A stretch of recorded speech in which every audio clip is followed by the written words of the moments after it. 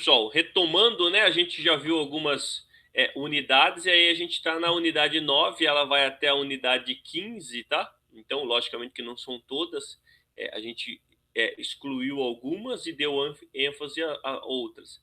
Reações de combustão, o que, que eu quero que vocês guardem daqui, tá? Reações de combustão, combustão, derivados de carbono. Então, sempre quando eu falar em combustão, eu estou falando praticamente de compostos orgânicos que contêm carbono, tá? Então, o carbono, ó, esse C aqui, ó, é de carbono, tá? Então, a maioria das queimas, né? Então, combustão é uma queima. A maioria das queimas que nós realizamos no nosso dia a dia, no cotidiano, tanto doméstico quanto industrial, são de derivados de carbono, tá? Então, ou derivados de petróleo, tá? Então, quando a gente fala, por exemplo, no fogão, a queima do fogão é o GLP. É o GLP quer dizer gás liquefeito de petróleo, tá? Então são pequenas cadeias de butano, propano, que a gente queima, né? Ele vem no botijão, a gente queima isso aqui para obtenção de energia. Podemos queimar também o carvão mineral. Esse carvão mineral é que produz calor, aquece a água e deixa o ambiente aquecido em países frios. Então esse é o famoso carvão mineral. Podemos queimar a biomassa, madeira, né? Biomassa é madeira, eucalipto, pinos, qualquer tipo de árvore eu posso pôr numa caldeira e queimar. O que, que é a biomassa? Carbono. O que, que é o carvão mineral? Carbono. O que, que é o GLP? Carbono. E o que a gente queima aqui para fazer o nosso transporte, né? Então são os famosos combustões veiculares, que é a gasolina, o álcool, o diesel, todos esses extraídos de petróleo. E aí, todos esses caras aqui, ó, quando a gente queima, a gente elimina um composto muito prejudicial ao ambiente, vamos dizer assim, ao nosso planeta, que é o famoso CO2. Então, ó, toda combustão, toda combustão, ela precisa ter o cara aqui, ó, um cara como reagente que é o oxigênio. Então, a combustão do metano, ó, a menor cadeia carbônica que o metano, quando vai entrar em combustão, ou seja, vai queimar com oxigênio, ele vai produzir CO2 e água. Quando ele produz CO2, que é o famoso dióxido de carbono, que é um gás de efeito estufa, eu tenho uma chamada combustão completa. Por que completa?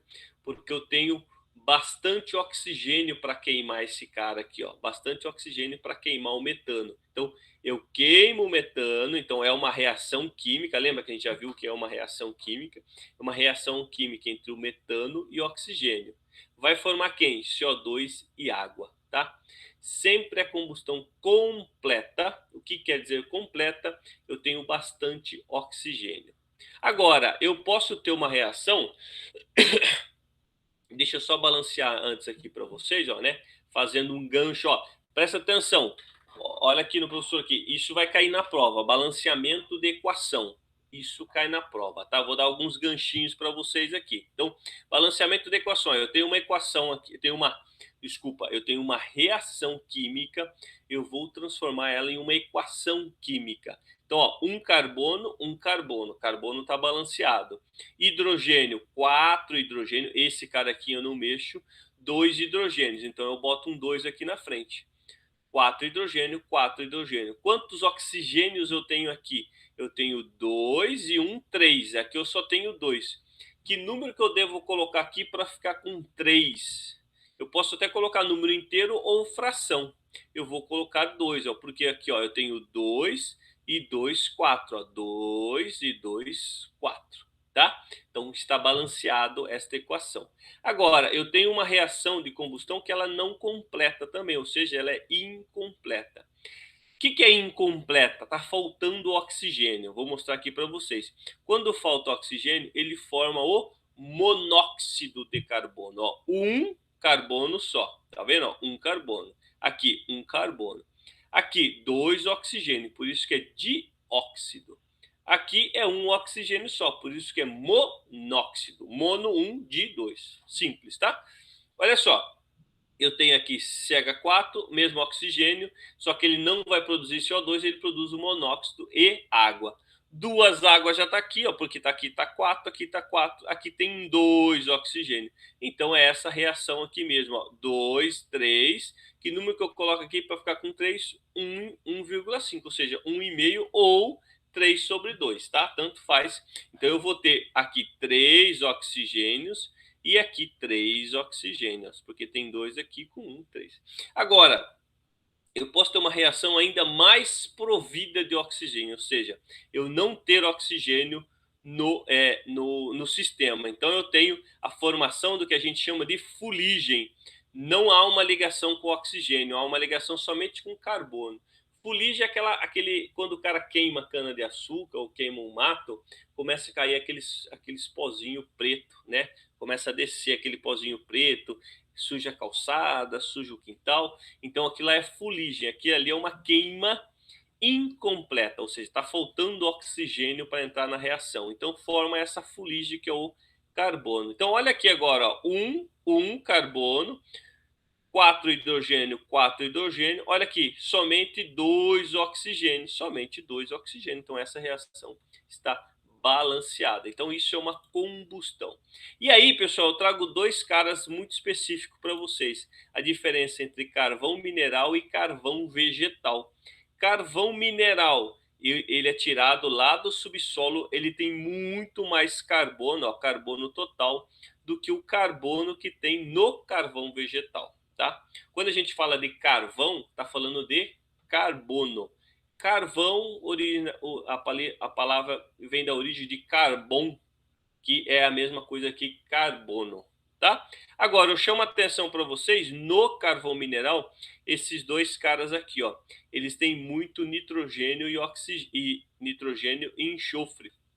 Esses dois caras aqui, eles fazem uma reação química e produz compostos tóxicos para o meio ambiente, ou seja, óxido de nitrogênio e dióxido de enxofre. Esse último aqui, o enxofre, causa chuva ácida, coisa que o carvão vegetal não tem, tá?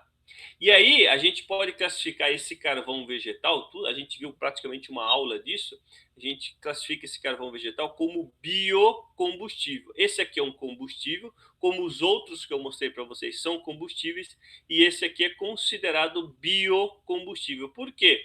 Porque ele vem de uma fonte renovável, que é uma planta, que é um eucalipto, que é uma madeira. Esse aqui não.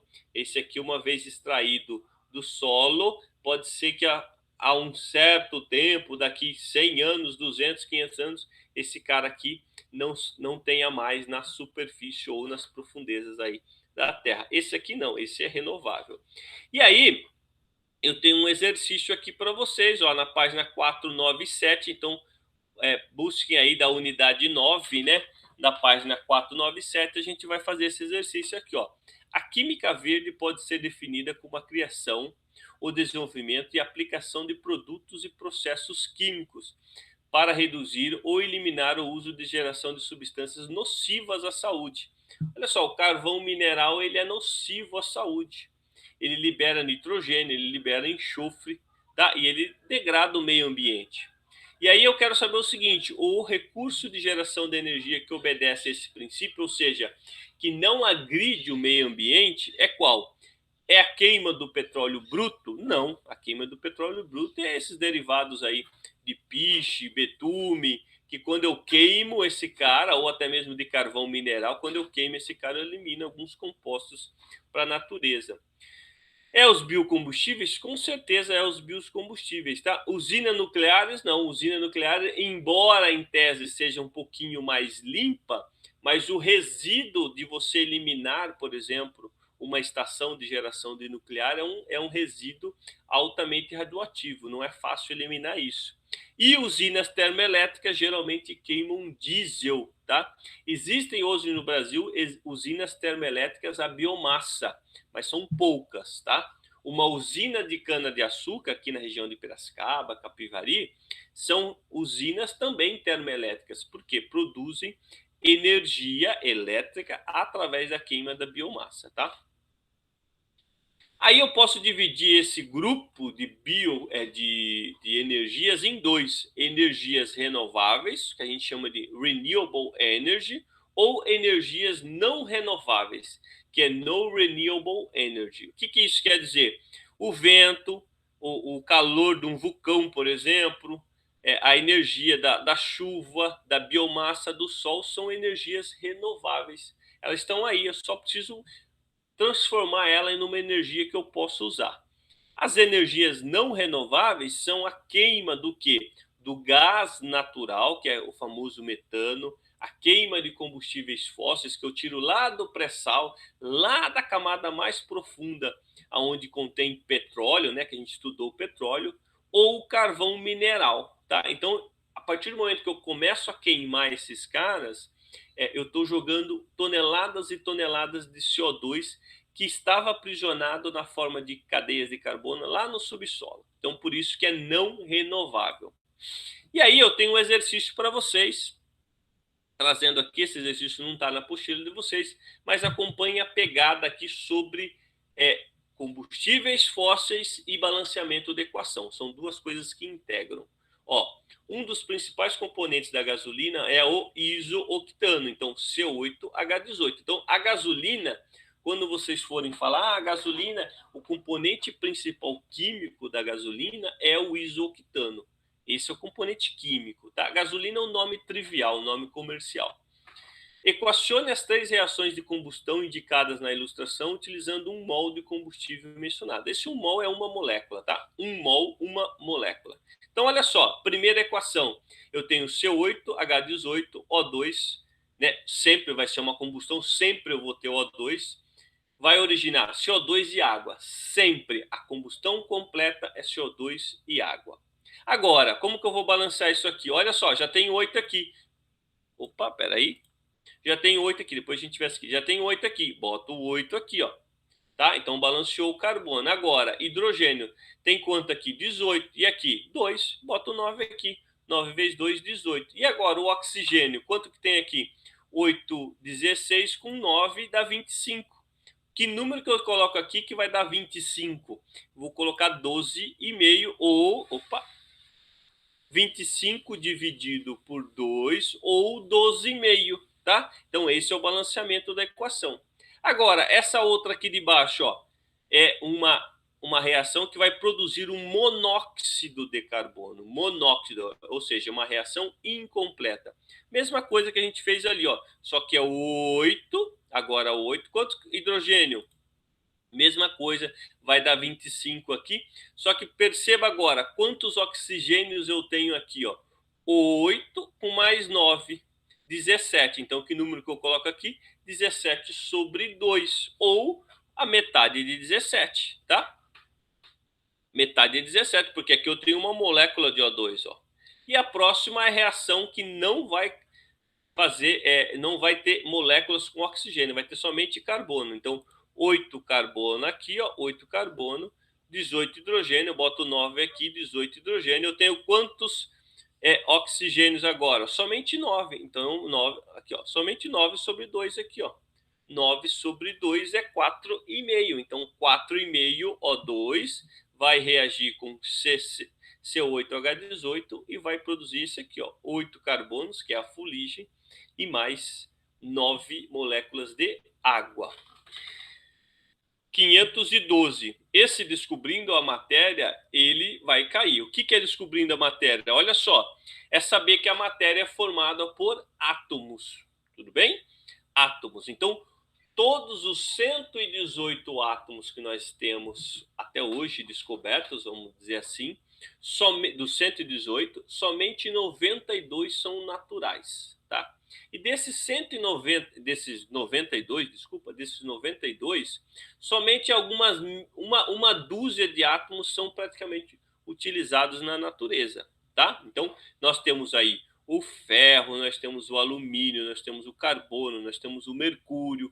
Então, átomos de ferro ligados um ao outro vão formar uma barra de ferro ou prego, vão formar a barra de ouro somente com átomos de ouro. Então, tudo que nós vemos e o que não vemos, porque é entre eu e vocês, né? Se eu estivesse falando com vocês em sala de aula, eu tenho uma coluna de ar e essa coluna de ar tem nitrogênio, tem oxigênio, tem CO2.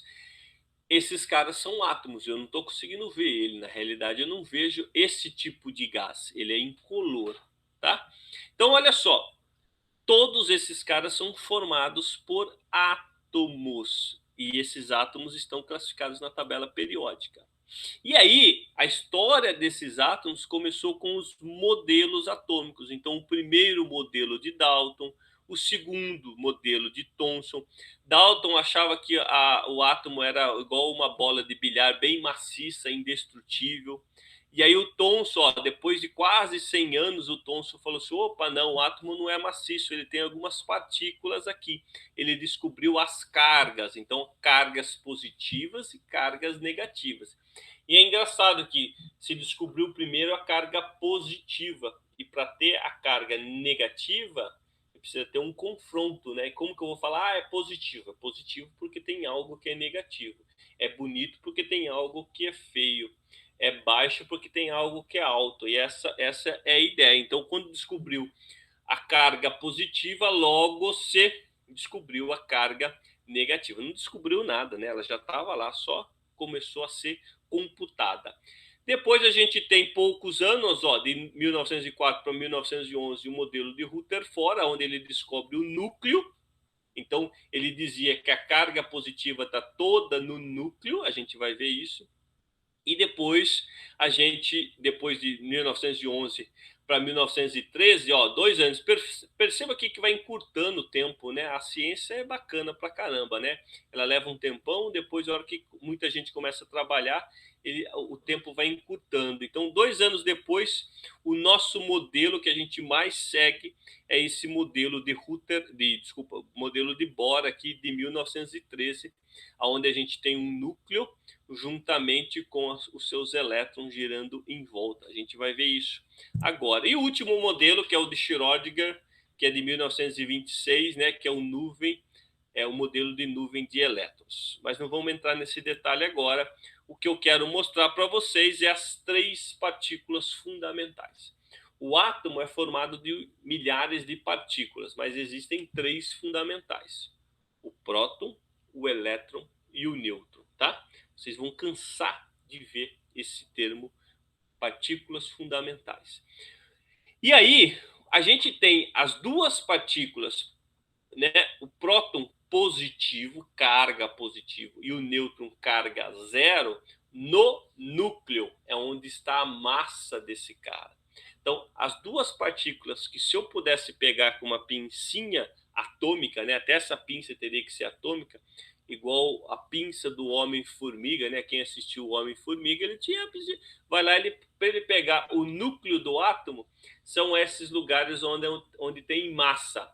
Então, o nêutron e o próton, eu teria uma massa. O elétron, que está girando em volta, ele não tem massa. A massa dele é praticamente desprezível, ele só tem carga. Então, o que a gente tem que ter noção, ó, é que no núcleo do átomo eu tenho prótons e nêutrons, e em volta desse átomo eu tenho os elétrons. E aí eu chego em algumas deduções. Todo átomo é eletricamente neutro. Então, o átomo que a gente encontra na tabela periódica, ele é eletricamente neutro. Por quê? Porque o número de prótons positivo é igual ao número de elétrons negativo. Então, positivo, negativo. O número atômico é igual ao número de prótons. Então, o número atômico é o número que está, é o RG desse cara aqui, ó. É o RG. Então, o RG todo mundo tem um número só. Ninguém tem um número igual ao do outro. Então, o número atômico é o RG do átomo. Ou seja, o 1 é o hidrogênio, o 2 é o hélio, o 3 é o lítio. Se eu falar, por exemplo, no número 100, é o átomo que está lá na tabela periódica. Não existe outro elemento com o número 100. Tá? Se eu falar o número 118, é o organozol, é o último elemento químico, é o último átomo que foi descoberto. Tudo bem? Então, eu represento o número atômico por Z e o número atômico por prótons. Por exemplo, se eu pegar o número Se eu pegar o hélio, né, o gás hélio, que está aqui nesses balãozinhos aqui, ó, se eu pegar o gás hélio, ele tem 2 prótons, 2 nêutrons e 2 elétrons. Por quê? O próton e o nêutron tá no núcleo e o elétron, os 2 elétrons girando em volta. E olha só, aí eu começo a deduzir algumas coisas. Isso aqui a gente precisa saber. Então, isso vai cair na prova, deduções dessas partículas. O que é o número de massa? Massa, lembra? O que eu consigo pegar. O que eu consigo pegar pegar assim, entre aspas, tá? Que eu consigo pegar desse átomo só está lá no núcleo.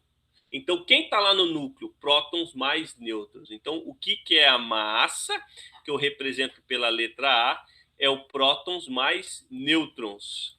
Então, olha só, tá aqui, ó. Eu tiro a eletrosfera fora e coloco nêutrons e prótons.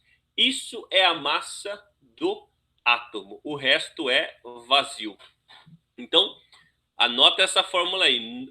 Número de massa, ou seja, quanto que eu tenho de massa, é a soma da partícula positiva próton com a soma da partícula neutra nêutron. E aí eu posso deduzir também, né? O próton não é igual ao Z, então a massa pode ser Z mais N, tá?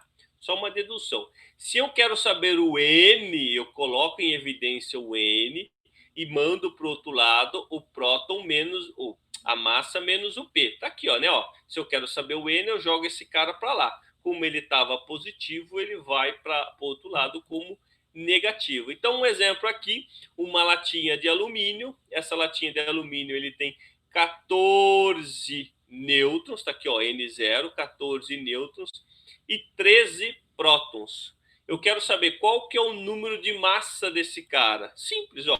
A massa é 13 mais 14. Por que 13, professor?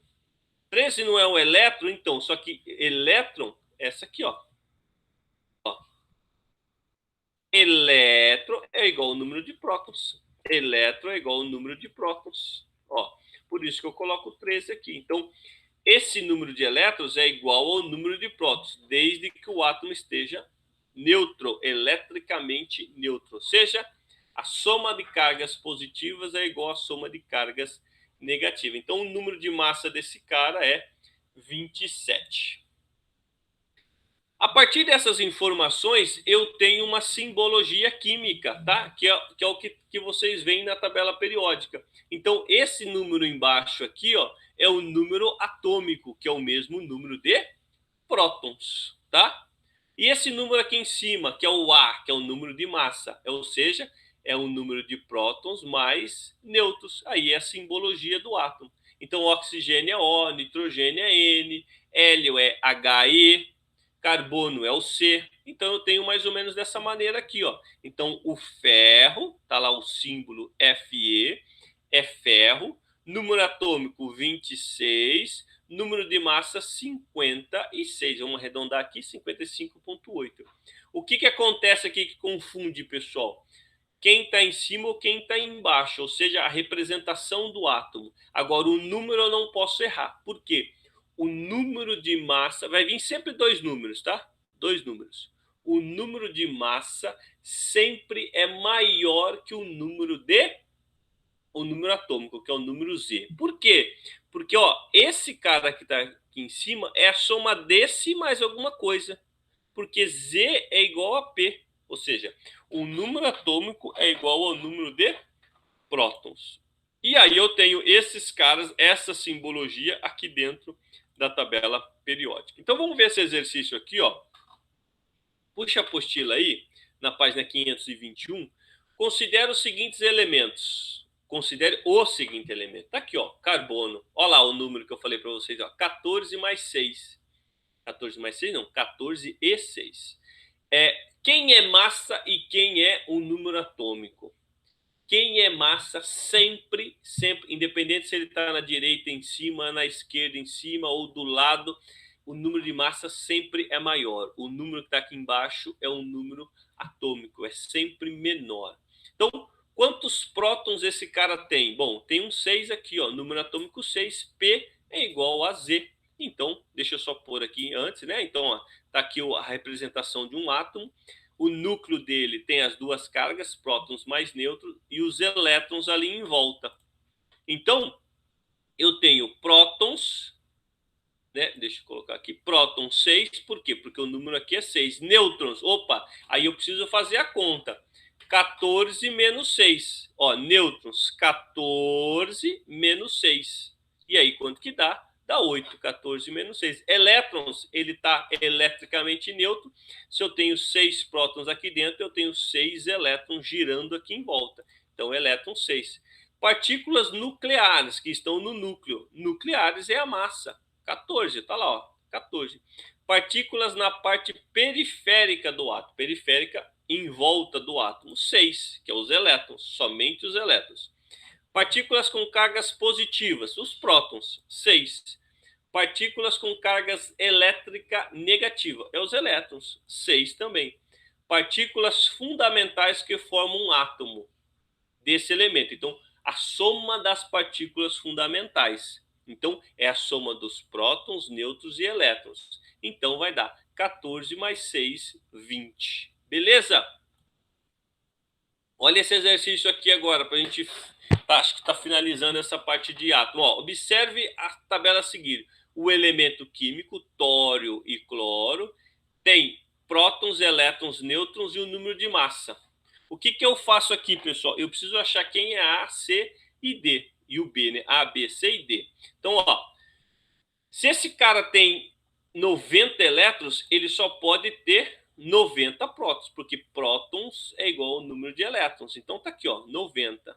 Tudo bem? Mesma coisa aqui, ó. Se ele tem 17 prótons, ele só pode ter 17 elétrons, porque são cargas que vão dar sinais contrários, ou seja, positivo e negativo, elas têm que sempre dar zero. Então, elas são iguais em número quando o átomo está neutro, tá? E aí como que eu acho o número de nêutrons desse cara aqui agora? Ó, número de nêutrons, eu vou usar essa fórmula aqui, ó. O número de massa é igual a prótons mais nêutrons. Eu tenho a massa? Tenho a massa. Eu tenho próton? Tenho próton. Então, eu vou isolar o nêutron. Então, vai ficar nêutron é igual a quê? 17 mais 19, 36, tá? Por quê? 17, opa, desculpa, ele quer achar o nêutron, né? Então, eu vou colocar 19, cadê? Opa! A massa, desculpa, eu estou fazendo a massa aqui, ó, a massa, ó, o D, tá, ó. Então, a massa é o número de prótons mais nêutrons. Então, 17 mais 19, 36. Então, vou pôr 36 aqui. Agora sim, eu quero achar o número de nêutrons. Eu utilizo essa mesma fórmula.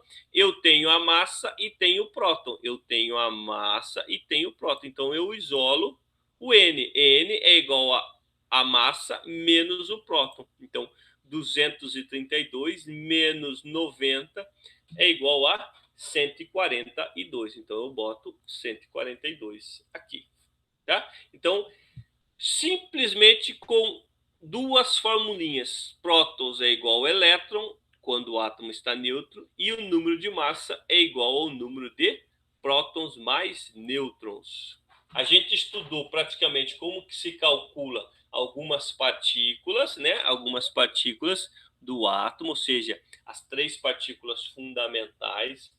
Agora a gente vai estudar essa parte externa do átomo, ou seja, a eletrosfera. Quando a gente pensa em eletrosfera, a gente pensa num círculo. E nesse círculo, né, ou seja, são vários círculos dentro de um núcleo, né? Vários círculos dentro de um núcleo. A gente pensa que algo está girando ali em volta, é uma eletrosfera, tá? É um caminho do elétron. E aí a gente tem a distribuição eletrônica. Então, quando eu falo assim para vocês, o átomo tem o átomo tem o número atômico 20, beleza? Z é igual a 20. Z é igual a 20. Z é igual a P. Então, ele tem 20 prótons. Se ele tem 20 prótons, para ele existir, ele tem que ter 20 elétrons. Então, 20 prótons, cargas positivas, tem que ter 20 elétrons, cargas negativas, girando em volta. Só que esses 20 elétrons que estão girando, eles não estão num único caminho. Eles estão em camadas, em linhas, o que a gente chama de trilha, tá? Eles estão dentro de uma trilha. E aí, eu tenho de 1 a 7 o nível de trilha, ou seja, o nível energético. Ou camada, que eu chamo de K, L, M, N, O, P e Q, ou seja, 7 caminhos, 7 raias, né? Se a gente pensasse em uma corrida, são 7 raias. E aí, eu falo o seguinte, na primeira raia só cabem 2 elétrons. Na segunda raia cabem 8 elétrons que podem girar. Na terceira raia cabem 18 elétrons. Na quarta raia cabem 32, 32, 18 e 8. Isso aqui é em função da distribuição eletrônica, tá? Então, vamos aplicar isso, ó. Quando eu tenho no nível energético, ou seja, na raia, ou seja, vai de 1 a 7, eu tenho 1, 2, 3, esse é o nível energético, que corresponde a essas mesmas camadas, tá? K, L, M, N, O, P e Q, ou seja, 1, 2, 3, 4, até 7. Só que eles não estão girando em qualquer raia aqui, eles estão girando numa raia específica. Na primeira linha, eles estão girando na raia S. Na segunda linha, eles estão girando na raia S e P. Na terceira linha, eles estão girando na raia S, P e D. Na quarta linha, no subnível, né? S, P, D e F. Bom, a gente teve na realidade, 2 aulas específicas sobre isso aqui.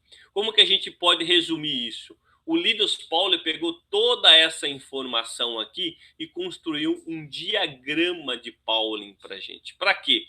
Para facilitar. Por que eu uso o diagrama de Pauling? Eu uso o diagrama de Pauling para saber a distribuição eletrônica e o que eu tiro da distribuição eletrônica? Quantas camadas esse átomo tem, ou seja, quantas camadas, quanta eletrosfera esse cara tem, quantos níveis de eletrosfera esse cara tem, e o mais importante, olha só, o mais importante, quantos elétrons vão ter, esse átomo vai ter na última camada, que eu chamo camada de valência. Então vamos ver, vamos aplicar isso, ó. Olha aqui, ó, a distribuição eletrônica aqui, ó. Essa aqui é a informação que eu tirei de tudo isso aqui. Como que eu faço essa leitura aqui, ó? Então, por exemplo, se um átomo aqui tem 18 elétrons, olha só, 18 elétrons, eu vou fazer isso aqui, ó. 1s2, coloco aqui. 2s2, coloco aqui. 2p6, ó, eu faço a leitura na diagonal, ó. 2p6. Quantos elétrons já estão distribuídos? 2, 4 e 6, 10. 10 elétrons eu já fiz a distribuição. E aí, vou seguir. 2p6, 3s2. 10, 12. Aí, 3s2, volto aqui, 3p6. 3p6. Parei aqui, ó, tá? Onde está a bolinha amarela, ó. Parou. Quantos elétrons eu tenho ali? 18. Quantas camadas esse cara tem? Ele foi no nível de energia 1, 2 e 3. Quantos elétrons na última camada? Olha aqui, ó. Última camada é a terceira aqui, ó. Eu tenho 8 elétrons na última camada. Vamos resumir isso aqui nesse exercício aqui, ó. Eu tenho esses elementos aqui, ó. O hidrogênio, o hélio, o lítio, o berílio, o boro, o sódio, o potássio e o ferro. Todos os elementos da tabela periódica eu faço a distribuição. Então, da onde que veio essa distribuição aqui, ó, para cada elemento? Então, eu vou construir aqui do lado e vocês, embora nessa prova agora a gente não vá pedir para fazer a distribuição eletrônica, mas isso vocês vão usar muito o ano que vem. Eu espero que vocês passem de ano e vocês utilizem isso. Então, para a gente construir um diagrama de Pauling, não precisa decorar o diagrama, é só construir, ó. Eu coloco aqui, ó, 1, 2, 3, 4, 5, 6 e 7. Depois, 2, omite 1 de 2 a 7. Depois, omite o 2 de 3 a 7. Omite o 3 de 4 a 7. Beleza.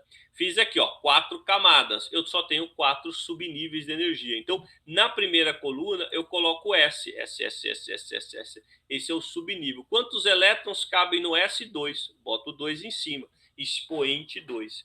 Na segunda coluna, eu coloco o quê? Coloco o P. Quantos elétrons cabem no subnível P? 6. Está aqui o 6. Depois o D cabe 10 e o F cabe 14.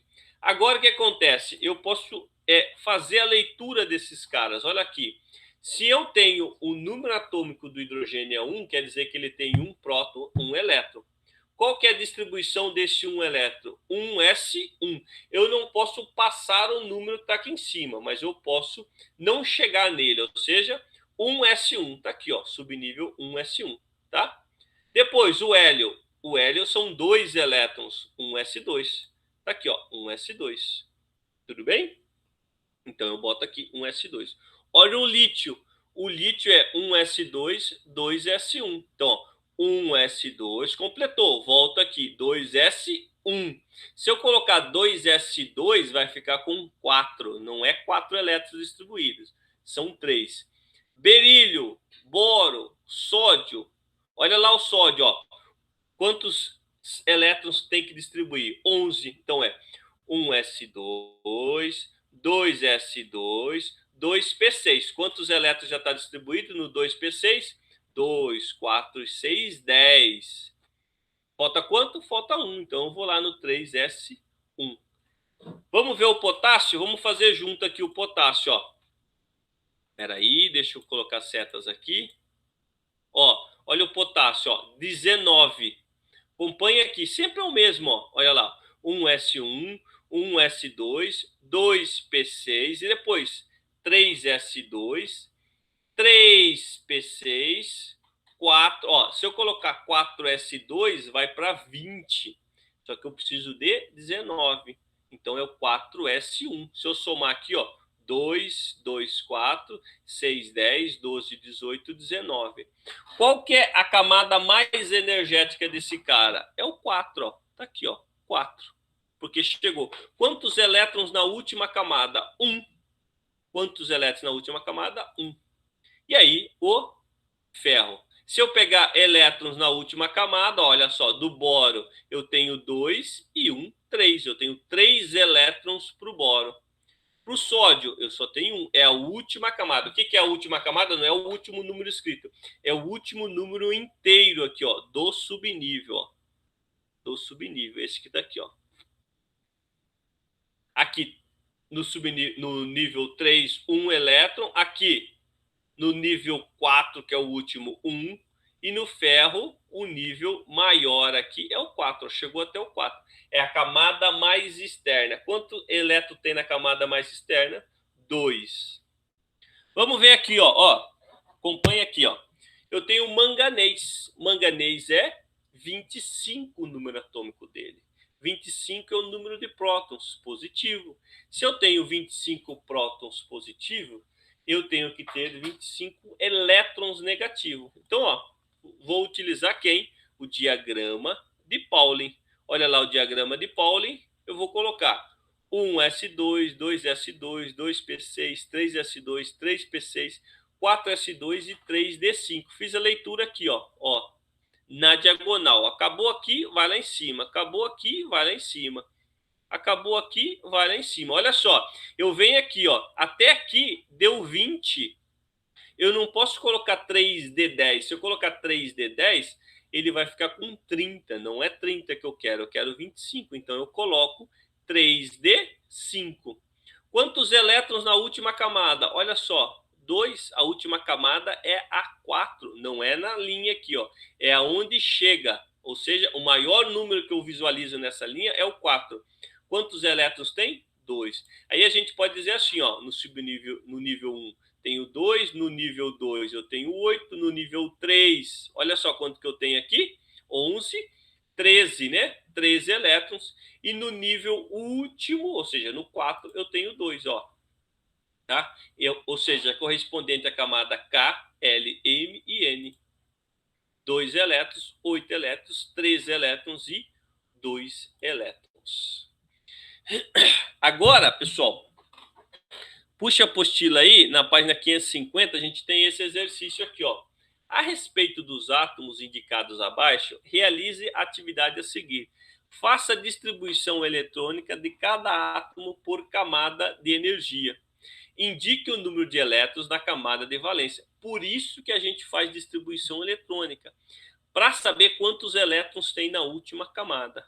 E aí, com essa informação, ele diz o que, assim, sabendo que os átomos com o mesmo número de elétrons na camada de valência apresentam propriedades semelhantes. Então, todos os átomos que têm 2 elétrons na camada de valência têm as mesmas propriedades. Todos os átomos que têm 4 elétrons na camada de valência têm as mesmas propriedades, tá? Então, são as colunas que a gente vai ver na tabela periódica. Então, vamos fazer para o lítio, para o flúor, para o neônio, para o cloro, para o argônio e para o potássio. Bota os caras aqui, ó. Não vou fazer a distribuição que a gente acabou de fazer, mas eu já vou colocar elas em níveis de energia. Olha só, o lítio eu tenho 2 na camada K e 1 elétron na camada L. O flúor é 2 e 7, o neônio é 2 e 8, o cloro é 2, 8 e 7, o argônio é 2, 8 e 8, ou seja, quando eu faço a distribuição na camada L eu tenho 2, na camada K é 2, na camada L é 8 e na camada M é 8, argônio. Potássio a gente acabou de fazer 2, 8, 8 e 1. Pessoal, essa última camada que chegou aqui, ó, essa é a camada de valência, tá? Então, a camada de valência desses caras tem 1 elétron na última camada. Do flúor tem 7, do neônio tem 8. O que eu posso dizer aqui, ó? Lítio e potássio tem 1 elétron. Flúor e cloro tem 7 elétrons. Argônio e neônio tem 8 elétrons. Então, eu agrupei esses caras em propriedades semelhantes. Mas como? Você nem conhece o átomo, nem conhece o elemento químico, simplesmente por saber quantos elétrons eles têm na última camada. Então, esses caras têm propriedades iguais. E aí vocês vão ver que na tabela periódica, né, a gente avançou para o estudo da tabela periódica durante o ano, vocês vão ver que quem está na mesma coluna tem propriedades semelhantes. Tudo bem? E aí é o que a gente vai entrar agora. Tabela periódica, página 552, unidade 13. Então, os átomos estão organizados. Então, o Dmitry Mendeleev, que era um químico russo, ele foi um dos primeiros caras a organizar a tabela periódica. O que é a tabela periódica? Os átomos já existiam, tá? Praticamente, quando ele organizou, ele tinha uns 60 átomos, mais ou menos. Hoje a gente tem o dobro disso, né? Tem 118. Então, o que ele fez? Ele disse, opa, não dá para entender aqui. Vamos organizar esses caras. Vamos organizar como? Pelo número atômico, pelo número de elétrons na última camada, pelo número de camadas. Aí vocês vão entender isso. Olha só, então eu tenho uma tabela periódica. Eu tenho colunas e eu tenho linhas, tá? Esse cara que tá aqui, ó, dos lantanídeos e do actinídeo, é como se ele tivesse aqui, ó, tá? Só que como fica ruim e eles são pouco utilizados, né? São átomos pouco comum, a gente utiliza mais esses que tá aqui, ó. Então, esses elementos que estão aqui, né? São átomos, vamos dizer assim, átomos teóricos, tá só aqui no papel, né? Eles são classificados em função de uma propriedade que tem na coluna e uma propriedade que tem na linha. Não esqueçam disso. Períodos, ó, períodos é o que está aqui, ó, essa linha. Período 1, período 2, período 3, período 4, 5, 6 e 7. Olha que coincidência. O número de períodos é igual ao número de camadas de um átomo. O número de períodos é igual ao número de camadas de um átomo, vai de 1 a 7. Ou seja, se um átomo tem 3 camadas, ele só vai ficar nessa linha aqui, ó. Se um átomo tem 7 camadas, ele vai ficar nessa linha aqui, ó. Se ele tem 5 camadas, então coloquem aí, período é igual a camadas ou nível de energia. Quando a gente faz aquela distribuição eletrônica, eu acho quantas camadas esse átomo tem, não é? Conforme o número de camadas, eu digo, opa, que linha que esse cara tá. Simples assim. E depois, aqui, ó, camadas, ó. Camadas, ó. Se esse átomo tem 7 camadas, quer dizer que ele vai até a letra Q. Se ele vai até a letra Q, ele só pode estar nessa linha aqui, ó. Eu vou encontrar ele nessa linha aqui, ó. Tá? Agora, outra informação. Famílias ou grupos, que são as colunas, ó. Colunas. Qual que é a informação que eu tenho aqui? Todos os grupos ou famílias, ó, quando a gente fala de grupo ou família, é que tem uma coisa em comum, uma característica em comum. Então, todos têm o cabelo loiro, então é daquela família. Todos têm o cabelo ruivo, então é daquela família. Todos têm os olhos azuis, então é daquela família. Então, característica comum entre os átomos vai ficar na coluna. Essa coluna é a mesma coisa que família. Então, qual que é o gatilho mental aqui, ó? O que é o gatilho mental? É a palavra que puxa outra. Quando eu falo em família e eu encontro esses caras têm um elétron na última camada. Olha lá, ó. Lembra que a gente viu o lítio e o sódio? Um elétron, 2 elétrons, aí pula esses caras que são de transição. Vem aqui, 3 elétrons, 4 elétrons, 5 elétrons, 6 elétrons na última camada. Se eu pegar o selênio, que está aqui, ó, esse número atômico 34, quer dizer que ele tem 34 elétrons. Se eu começar a fazer a distribuição eletrônica dele, 1s2, 2s2, 2p6, eu vou encontrar lá no final que a última camada desse selênio é a 4. Olha lá, ó, 4 está aqui, ó. Quantos elétrons ele tem na última camada? 6. Não é 16, é 6. Risca esse 1 aqui, ó, e fica de 1, 2, 3, 4, 5, 6 e 7. Olha aqui, 18. 18 quer dizer que ele tem 8 elétrons na última camada. Por que esses caras aqui são aqui, ó? Eles são os bambambam, são os gases nobres. Eles não fazem reação com ninguém, porque ele já tem 8 elétrons na última camada. Esse é o nosso próximo assunto, que são ligações iônicas. Então, ó, o número de elétrons, o número que está aqui em cima, ó, excluindo esse 1, interpretando ele como 3, 4, 5, 6, 7 e 8, esse número que está aqui em cima é o elétron, é o número de elétrons na última camada. Então, olha só aqui, ó, pessoal, ó, os metais alcalinos, aí tem um nome nessa família, metais alcalinos, 1 elétron. Os metais alcalinos terrosos, 2 elétrons. Família do boro, olha aqui, ó, família do boro. O que eles têm em comum? A família do boro. O que eles têm em comum? 3 elétrons na última camada. Família do carbono, pô, a família do carbono tem um elétron a mais do que a do boro. Tem quanto? Tem 4 elétrons. Então, na última camada. Tudo bem? Aí, pessoal, a gente tem na tabela periódica alguns elementos que a gente chama de elementos representativos. O que são representativos? Que têm mais relevância nos estudos. Então, é esses caras aqui e esses caras aqui, ó. Eu apaguei tudo isso aqui da tabela periódica, ó.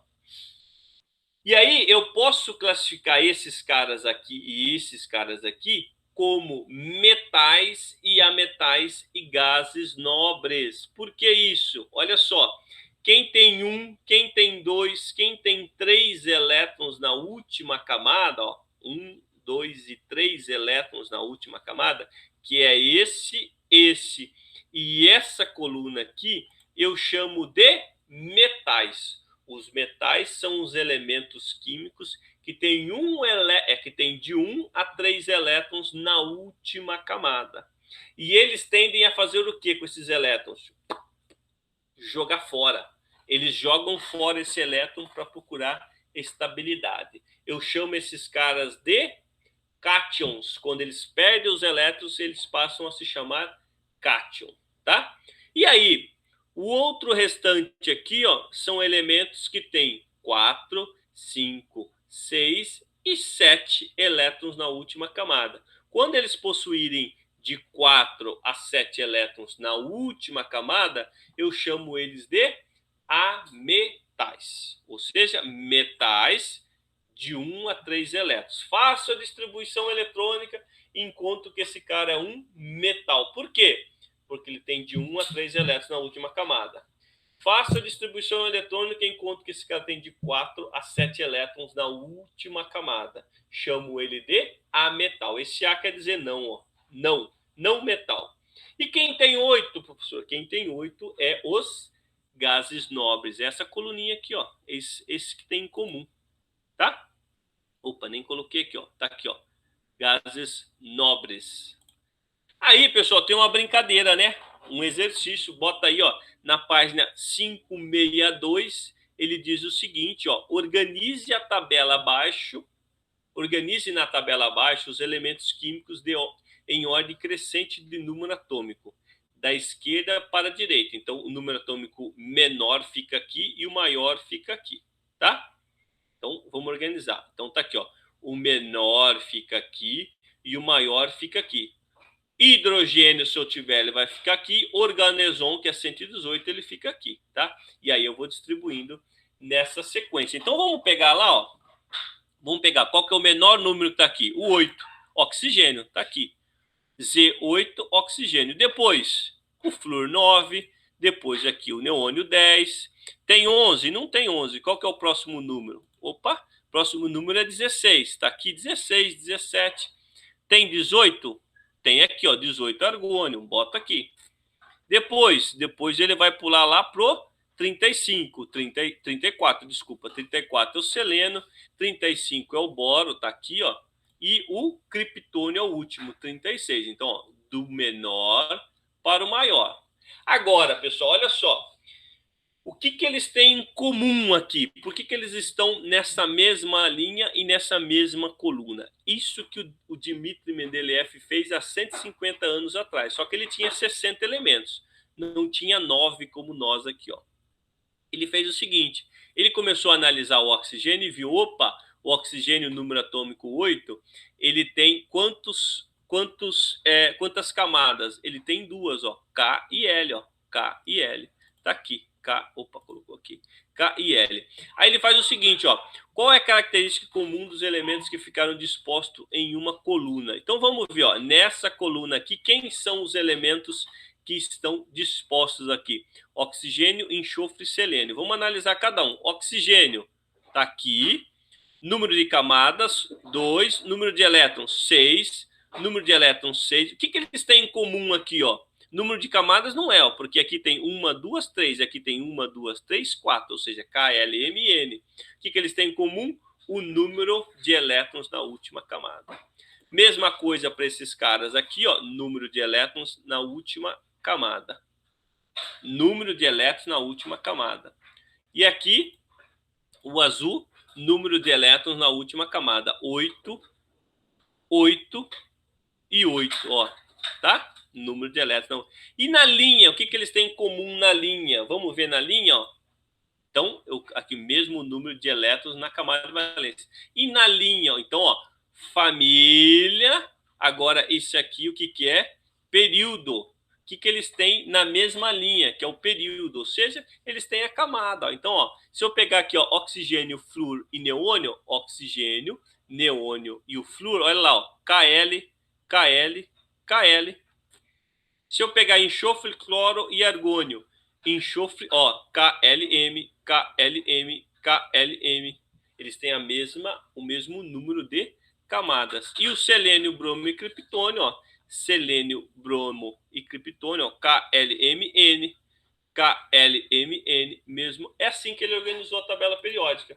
Então, a tabela periódica ela está organizada em linhas, que quer dizer o mesmo número de camadas. Todos esses caras têm o mesmo número de camadas. E em colunas, todos esses caras têm o mesmo número de elétrons na última camada. Olha esse exercício que vocês resolveram aí na prova do ângulo. Considere a representação dos elementos hipotéticos representados. A3, A11, A15, A3, B11, C15 e D17. Como que eu faço isso? Isso aqui é um número atômico. Número atômico é o mesmo número de prótons, que é o mesmo número de elétrons. Olha só, para eu saber isso, eu tenho que fazer o diagrama de Pauling. Constrói rapidinho o diagrama. 1, 2, 3, até 7 é o S, é o P, o D, o F. Faço isso aqui, ó, tá? E aí, vou fazer a distribuição. Vou pegar o número 3. 1S2, 2S1. Coloca aqui, ó. Espera aí. Coloca aqui, ó, para o A3, ó. A3, 1S1, 1S2, 2S1. Quantas camadas? K e L. O B11, o B é o sódio, né? Então eu faço aqui, ó, o B. B11, 1S2, 2S2, 2P6, estou lendo aqui, ó, 2P6, e 2P6, 3S2, 3S1, né? Então eu tenho já aqui 2 e 2, 4, com 6, 10, com 1, 11. B11, quantas camadas? 1, 2 e 3, KLM. Quantos elétrons na última camada? 1, tá aqui, ó, 1. Vou fazer para o C, que não é o carbono, né? O C é o 15. Então vamos lá. Coloca aqui C15, 1S2, 2S2, volta aqui em cima, 2P6. Aqui 3S2, 3P3. Por quê? Eu tenho 10, 12, 15. Quantas camadas? KLM. K, L e M. Quantos elétrons na última camada? A última camada é o 3, então é 2 e 3, 5. 5 elétrons na última camada. E o último é o D17, então, hipoteticamente, um átomo que tem 17 elétrons. Vamos lá? 1S2, 2S2, 2P6, 3S2. Quanto que eu já tenho lá? Eu tenho 12. 3S2, opa, cadê meu mouse? 3S2, 3P5. Se eu colocasse 6, ia para 18, né? Então, quantas camadas? Também. KLM, KL e M. Quantos elétrons na última camada? 7. Olha lá, ó. 2 e 5, 7. Agora ele quer saber o seguinte: o elemento que representa a propriedade química semelhante. Propriedade semelhante tem que estar na mesma coluna. Aqui, ó. Botei a tabela periódica para vocês, ó. Aqui, ó. Na mesma coluna. Olha aqui, eu não sei o elemento que é. Então, eu vou fazer o seguinte: esse A tá aqui, ó. Por que ele tá aqui? É igual, como se fosse uma brincadeira de batalha naval. Por que ele tá aqui, ó? Porque ele tem duas linhas, ou seja, duas camadas. Quantos elétrons? Olha lá, ó, achei ele aqui, ó. E esse aqui? Esse aqui tem 3 linhas, ele vai estar aqui. Quantos elétrons? Então ele tá aqui embaixo, ó. Tá aqui, ó. Tá? E o outro? O C15, quantas camadas ele tem? Ele tem 3, então é 1, 2, 3. Tá aqui. Quantos elétrons? Ele tem 5, ó. Vai estar aqui, ó. Opa. Tá aqui, ó. Tá? E o D vai estar aqui do lado, ó. Por quê? Porque ele tem 3 camadas e 7 elétrons, ó. 3 camadas, ó. 3 camadas. Lembra? Camadas. Uma camada, duas camadas são as linhas, tá? Então a resposta aqui, ó. Os elementos que apresentam propriedades químicas semelhantes somente são o lítio e o sódio. Não são esses dois aqui, ó. Na linha não tem nenhuma propriedade, é propriedade química semelhante, ou seja, a cor do cabelo, se ele é mais duro, se ele é mais mole, se ele é branco, se ele é preto, é aqui, ó. É na coluna. Então a resposta A e B. A e B, esses dois aqui, ó. Ligações químicas. Olha só, três tipos de ligações químicas. A iônica, aonde eu formo um sal, por exemplo. O que é um sal? É formado de uma parte positiva com uma parte negativa. O que é uma ligação iônica? Escreva aí, ligação iônica, feito de um elemento químico classificado como metal. Por que o sódio é um metal, professor? Porque quando eu faço a distribuição eletrônica dele, encontro quantos? Um elétron na última camada. E o cloro eu encontro 7. Então, uma ligação iônica. Ligação iônica entre um ametal e um metal. A outra, ligação covalente. Forma da água entre hidrogênio e um ametal. Ou ametal mais ametal. Então, se eu encontrar O2, é um ametal mais um ametal. Ok? Ligação covalente. E ligação entre os metais é chamada ligações metálicas. Então, está aqui uma barra de ferro ligada com metal, metal, metal, metal, que é o ferro, ferro, ferro, ferro. Se eu tenho sódio, sódio, sódio, sódio, sódio, eu tenho sódio metálico. O sódio metálico é uma ligação metálica, tá? Simples assim. Vamos ver como que a gente explora a ligação metálica. Então, quando eu encontro um elemento químico chamado cálcio e um elemento químico chamado oxigênio, qual tipo de ligação eles vão fazer? Vamos analisar. Primeiro, eu preciso saber quantos elétrons tem na última camada, para saber se esse cara é um metal ou um ametal. Então, eu tenho aqui a distribuição do cálcio. 2, 4, 6, 10, 12, 18, 20. Quantos elétrons ele tem na última camada? A última camada é a 4. Eu tenho 2 elétrons na última camada. O que esse cara é? Um metal. Tem aqui um elemento chamado, está aqui o símbolo dele, O, mas a informação principal aqui é 8. Faço a distribuição eletrônica dele, enquanto que ele tem 6 elétrons na última camada. Ele é um ametal. Bota o cálcio aqui, que eu chamo de fórmula de Lewis. Bota os 2 elétrons ali, ó, os 2 elétrons que ele precisa doar. Lembra? Metal perde elétrons, metal doa. Metal chama de cátion. Cátion, cata lá os elétrons, ó. Cata lá os elétrons, cátion. E aí eu vou encontrar ele com o oxigênio. O oxigênio tem quantos elétrons na última camada? 6. Boto 6 elétrons aqui, ó. 4 com 2, 6. O que vai acontecer aqui? Quando esses dois caras entrarem em contato, eu vou passar esses 2 elétrons para lá, ó. Fluxo de elétrons. Então, ligação iônica é fluxo de elétrons. Passei os 2 para cá. Esse cara perdeu esses 2 elétrons, ele perde esses 2 elétrons, e esse cara ganha 2 elétrons. Quando ele perde, eu coloco ele assim, ó, positivo, ó, perdeu o elétron. O elétron não tem caráter negativo, então quando alguém perde esse cara negativo, ele fica mais, entre aspas, mais positivo. Quantas cargas mais positivas? 2. E o oxigênio ganhou 2 elétrons, então ele fica 2 vezes mais negativo, então é menos 2 menos aqui. Esse cara eu chamo de cátion e esse cara eu chamo de ânion. Então, qual é a fórmula provável do elemento químico cálcio e oxigênio? Cálcio e oxigênio é KO. Beleza? Olha lá, mais uma. Quando eu encontrar o oxigênio e o alumínio, faço a distribuição eletrônica, vou encontrar 3 elétrons, classifico ele como metal. De novo, o oxigênio a gente já fez, ele é um metal. Coloco o alumínio aqui, ó, com quantos elétrons na última camada? Seus 3 elétrons na última camada. Encostou o oxigênio aqui. Quantos elétrons na última camada? 6. Está aqui os 6 elétrons. O que vai acontecer aqui? Quem tem pouco perde para quem tem bastante. Então, esse cara é um cátion, ele vai perder elétrons. Passo o elétron para cá, ó. Passei 1, 2. O que aconteceu aqui? Esse cara aqui ficou estável. Por que ele ficou estável? Porque ele vai ficar estável com 8 elétrons na última camada. Beleza. Esse cara estabilizou. E esse aqui? Esse aqui está precisando doar esse elétron aqui ainda. Então, eu encosto mais um carinha aqui. E aí, eu dou para cá. O que aconteceu? Esse cara ficou estável, esse cara já está estável, esse cara ainda está precisando de um elétron. Eu encosto mais um alumínio aqui com seus 3 elétrons. O alumínio sempre vai ter 3 elétrons para doar.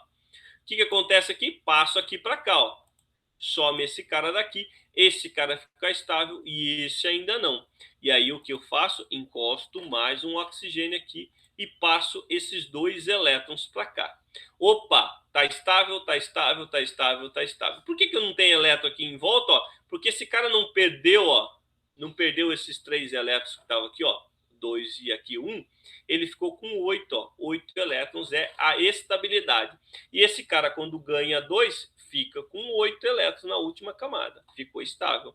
Então, qual que é a fórmula provável de se encontrar quando eu tenho alumínio e oxigênio no mesmo ambiente? Aqui, 2 átomos de alumínio com 3 átomos de oxigênio. Então, vai ficar Al2O3. Esse é o famoso óxido de alumínio. Geralmente, a gente brinca assim, ó. Quando eu tenho 3, passo 3 para cá. Quando eu tenho 2, eu passo 2 para lá. Ó. Então, fica Al2, ó. 2 vem para cá e o 3 vem para cá. É um jogo cruzado aqui. Só para vocês terem uma ideia, né? Considere os elementos e as atribuições eletrônicas. Então, tá aqui, ó. Cálcio e flúor. Distribuição do cálcio, distribuição do flúor. o composto iônico obtido na formação. Por que é iônico que ele já fala? Porque esse cara é um metal, tem 2 elétrons na última camada, e esse cara é um ametal, então vai formar um composto iônico. Então, ametal mais metal, composto iônico ou ligação iônica. Fórmula de Lewis para esses caras aqui, ó. Cálcio 2, perde esses 2. O flúor tem quanto? Tem 7, ó, na última camada. Vou pôr aqui, ó, 3, 5, 6, 7. Passa um, ele ganha 1. Passa um para cá. Sumiu esse cara. Bota o outro ali, ó. Esse cara ficou estável. Esse aqui tá faltando doar esse elétron aqui. E esse outro elétron vem para cá. O que aconteceu com a fórmula? Ficou KF2. 1 cálcio para 2F, tá? Olha só, como que eu faço aqui, ó? Esse 2 está faltando, vem para cá, e esse F que é só 1 fica aqui, ó. Então é KF2. Aqui, simplesmente a gente estudou, é mais recente, eu acho que vocês acompanharam, né? São as funções inorgânicas, ácidos e base. Apostila 4, página 500. Então, o que eu vou tirar de funções inorgânicas? Desculpa. Funções inorgânicas. O que é um ácido? Um ácido é uma substância que, em meio aquoso, libera H+. Sempre que liberar H+, é um ácido. E o que é uma base? Uma base é uma substância que, em meio aquoso, libera esse OH aqui, ó, que é a hidroxila, que é o OH-. Deixa eu passar aqui o sal que a gente já viu. O que são os ácidos? Então, os ácidos têm característica corrosiva, são azedos, né? Mas quando a gente fala de azedo, a gente está falando desses ácidos orgânicos aqui. O ácido fosfórico que tem no refrigerante, o ácido cítrico que tem algumas frutas, né? O ácido málico que tem principalmente na maçã, o ácido acético. Então, esses têm características azedo, os outros não têm nada a ver com característica azeda, tá? Quem estudou isso foi esse cara aqui. Então, a definição de ácido é toda substância que em solução aquosa libera o seu único cátion, olha lá o positivo, cátion, tá? Então, ele sofre um processo de ionização. Então, quando eu coloco o ácido clorídrico em água, ele libera H+, e o íon cloro. Ácido nítrico em água, ele libera o H+, e os nitratos. Ácido carbônico libera 2 hidrogênios e o íon carbonato, e aqui o ácido fosfórico, que é o do refrigerante, ele libera H+. Então, o que eu preciso anotar disso? Ácidos libera H+ em meio aquoso. O contrário da minha base, que vai liberar o... Cadê? Aqui. O OH-. Então, a base em meio aquoso vai liberar o meu OH-. Ela sofre um processo de dissociação. Mesmo o cara que inventou a ionização, inventou não, né? Postulou, né? Colocou em prática a ionização do ácido, é o cara que colocou o processo de dissociação das bases. Então, olha lá, se eu pegar o hidróxido de sódio, colocar em água, ele vai liberar o sódio, que é o positivo, e o OH-, que é a parte negativa, o meu ânion. Esse ânion é o OH-. Então, base é toda substância que em solução aquosa libera como único ânion, negativo, ânion, associe negativo com ânion, é uma base. E aí eu tenho a nomenclatura, bases a gente chama de hidróxidos. Tá aqui os principais ácidos e bases. Então, os principais ácidos: clorídrico, sulfúrico, clorídrico HCl, sulfúrico H2SO4, ácido acético, o etanóico, o ácido carbônico tem no refrigerante, o ácido nítrico em função de explosivos, né, utilizados em explosivos. E aqui as principais bases, como hidróxido de amônio, hidróxido de alumínio, que é um antiácido, a cal, né, hidróxido de cálcio.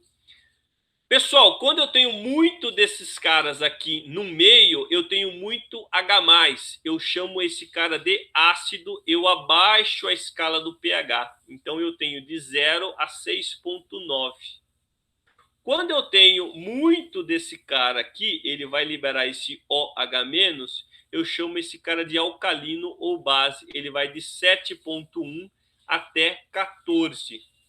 Quando eu tenho a concentração de H+ igual a de OH-, eu chamo esse cara de neutro. Pensa só de novo, a neutralidade. A parte positiva, que é o H+, é igual ao número de cargas negativas, que é o OH-. Então, eles são neutro. Por isso que eu tenho pH 7, soluções neutras. Não são ácidas e não são base. Pessoal, era isso que eu tinha para mostrar para vocês, né?